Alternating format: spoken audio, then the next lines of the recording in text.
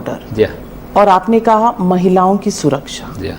मैं दियोरिया पे सवाल पूछूंगी, महिला हूं और ये सवाल सबसे ऊपर है मेरे मन में। बच्चियों के साथ दियोरिया में जो हुआ, क्या आपकी देखरेख में ये होना चाहिए था? देखिए, देवरिया में बच्चियों के साथ कुछ भी नहीं हुआ। कुछ भी नहीं कुछ भी नहीं हुआ।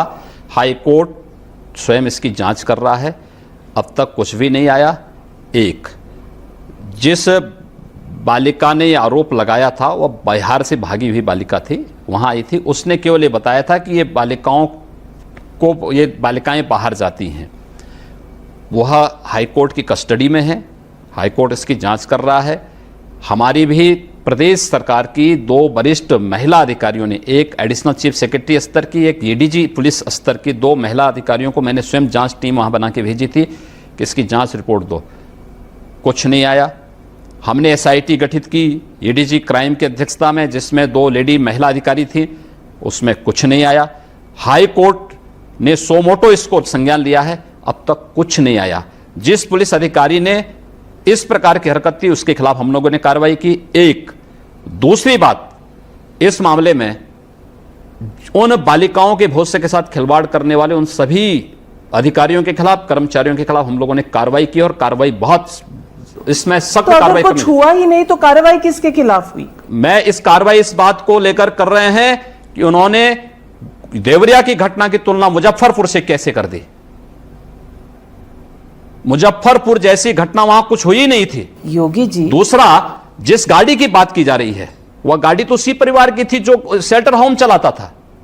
पर शेल्टर होम को आपकी डिस्ट्रिक्ट एडमिनिस्ट्रेशन ने कहा था कि यहां बच्चियां नहीं लाई जानी चाहिए थी, लेकिन पुलिस वाले वहां बच्चियां भेजे चले जा रहे थे। एडमिनिस्ट्रेशन ने नहीं किया, यह स्टेट गवर्नमेंट ने 2017 में हमारी सरकार आने के बाद देखिए 2 चीजें साफ हैं। एक, इन संस्थाओं में आर्थिक अनियमितता की शिकायतें थीं, लेकिन किसी भी प्रकार के अन्य इस प्रकार के आरोप नहीं थे जिससे आप ये कह सकें कि इन संस्थाओं में बालिकाओं को कहीं बाहर भेजा जाता था या इन संस्थाओं में कहीं और ऐसी अनैतिक गतिविधियां घटित होती थीं। आर्थिक अनियमितता के मामले को लेकर के 2015 से भारत सरकार ने पालना गृह मामले को लेकर के प्रदेश के ऐसे शेल्टर हाउस की सभी जांच सीबीआई से कराने का निर्णय लिया था 2015 में। 2015 से सीबीआई के रडार में यह संस्था भी थी, प्रदेश की अन्य संस्थाएं थी। 2017 में हमारी सरकार आई, हमने मार्च 2017 में सत्ता ली। जून 2017 में हम लोगों ने इस प्रकार की सभी संस्थाओं की मान्यता को रोक दिया था। हम लोगों ने सभी जिला डिस्ट्रिक्ट एडमिनिस्ट्रेशन को इस बात का आदेश जारी किया कि इस बारे में ध्यान रखना कि इन संस्थाओं में कोई भी महिलाएं या बालिकाएं न भेजी जाएं, एक, और इसके अनुदान को रोक दिया जाए। यहां पे जो बालिकाएं हैं इनको शिफ्ट करके दूसरी जगह भेजा जाए जो सरकार के संरक्षण में चलने वाली संस्थाएं। पर ये कुछ भी नहीं हुआ। मैं क्या कह रहा हूं ना, मैं वही तो आ रहा हूं, मैं उसी पे आ रहा हूं कि ये आदेश 2017 में, जून 2017 में हमारी सरकार ने जारी किए थे। जिलाधिकारी ने एक बार इस प्रकार का आदेश जारी किया, उसके बाद जिलाधिकारी भी मौन हो गए।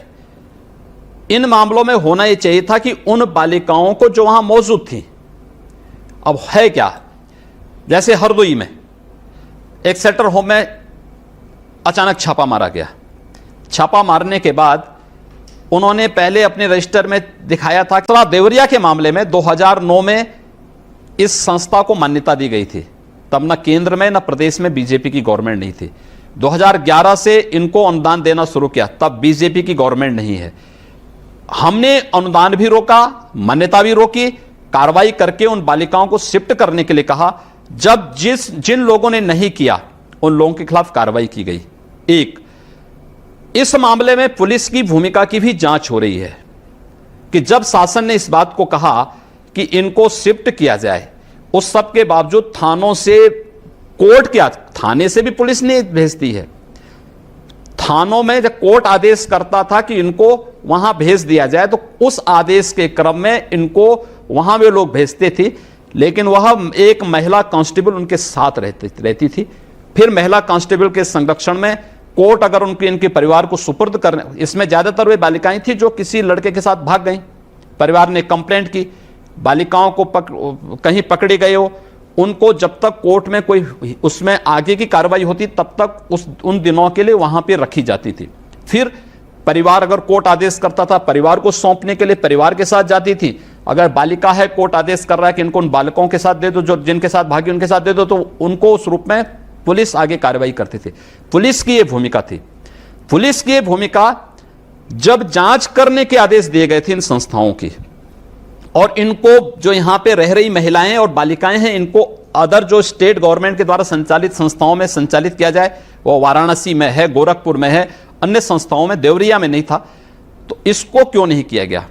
क्योंकि वहां के डीपीओ के द्वारा जब इसमें जांच कर, जो पुराने वाले के खिलाफ कार्रवाई करके नए को भेजा गया, जब वह 31 जुलाई को वहां जांच करने के लिए जाता है तो उनको अंदर जाने से रोका जाता है संस्था संचालिका के द्वारा। उसके ऑब्जेक्शन दो बात के लिए था। एक कि जब मुझे अनुदान नहीं मिल रहा है तो यहां पे कैसे आप जांच कर रहे हैं, इस बात को लेकर के दोनों में विवाद हुआ था। विवाद होने के बाद फिर उसकी एफआईआर दर्ज हुई थी।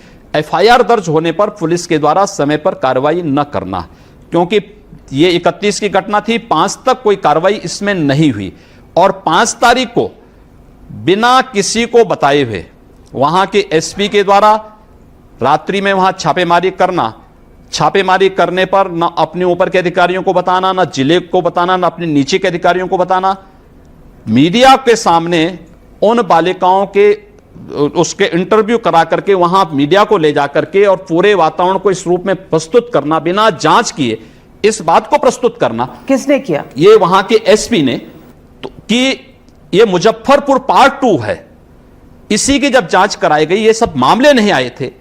उसके बाद फिर एसपी के खिलाफ कार्रवाई हुई। डीएम के द्वारा 1 वर्ष से आदेश के बावजूद शिफ्ट न करने की कार्रवाई न होना, इसमें जिलाधिकारी के खिलाफ कार्रवाई हुई। और आज फिर मैं कह सकता हूं उसमें कुछ नहीं है, मामला आने दीजिए, क्योंकि हाईकोर्ट स्वयं उसकी जांच कर रहा है। वे सब बालिकाएं हाईकोर्ट के संरक्षण में है, और मैं कह सकता हूं कि जिन्होंने भी उन बालिकाओं के उस पर शक किया है, अगर एक गलत होगा, सरकार बहुत सख्त कार्रवाई करेगी। योगी जी, आपने इतना लंबा एक्सप्लेनेशन दिया, मैं आपसे कहूंगी, आप कह रहे हैं हाईकोर्ट की वर्डिक्ट आने दीजिए, लेकिन आपने कंक्लूजन्स, मैंने कहा अपने कंक्लूजन्स पहले से तय कर लिए। आपने एसपी को दोषी ठहरा दिया, आपने डीएम को दोषी ठहरा दिया, आपने संस्था वालों को दोषी ठहरा दिया, आपने कह दिया सारी लड़कियां लड़कों के साथ भागी हुई लड़कियां थी, आपने सब हर किसी के लिए कह दिया कि ये बीजेपी के समय नहीं हुआ, ये किसी और ये बच्चियां योगी जी मेरी हो सकती थी, बीजेपी की किसी नेता की हो सकती थी, किसी की भी बच्चियां हो सकती थी। हम क्या इस देश में बच्चियों को सिर्फ इस चश्मे से देखेंगे कि ये किसकी राज में हुआ, बीजेपी के राज में हुआ, सपा के राज में हुआ, बसपा के राज में हुआ? क्या यही रह गया है हमारी बच्चियों का फ्यूचर? ये चश्मा मेरा नहीं, ये आपका है। मैंने जो सही तथ्य थे वो आपके सामने रखे। आपने पूछा, मैंने आपको बताया कि देवरिया की घटना की मुजफ्फरपुर की घटना से तुलना नहीं हो सकती। एक, उन बालिकाओं के चरित्र पर इस प्रकार का शक नहीं हो सकता। पर आपने किया। मैंने नहीं किया, ये आपने किया। आपने कहा कि वो भागी हुई लड़कियां। हाँ, मैं सही बोल रहा हूं कि जो लड़कियां किसी कारण से घर से भाग गईं, किन्हीं कारणों से गायब हो गईं, उनको कोर्ट ने आदेश किया कि उनको वहां भेजो, पुलिस वहां लेकर के उनको उन्हें वहां भर्ती कर दी। यह प्रशासन ने नहीं किया। लेकिन पालना गृह मामले में, वित्तीय अनियमितता के मामले में, सीबीआई के रडार में आने के कारण सरकार ने इन लोगों के उसको रोका था। और यहां पर रह रहे लोगों को चूंकि उनके अनुदान को रोक दिया गया, इसलिए इन बालिकाओं को और महिलाओं को, केवल बालिकाएं नहीं महिलाएं भी हैं, इनको अन्य संस्थाओं में शिफ्ट किया जाए। हमने इसीलिए कहा कि ये बालिकाएं हमारी हैं, समाज की हैं, किसी के चरित्र पर अनावश्यक शक नहीं होना चाहिए। जब तक वो आता है, एसपी ने इस प्रकार के बयान दिए, इसलिए एसपी के खिलाफ कार्रवाई हुई।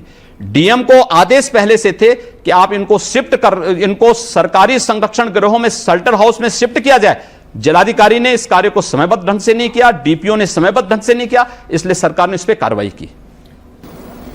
देवरिया एक कहानी है, जी उन्नाव एक और कहानी। जी उन्नाव में है कुलदीप सिंह सेंगर,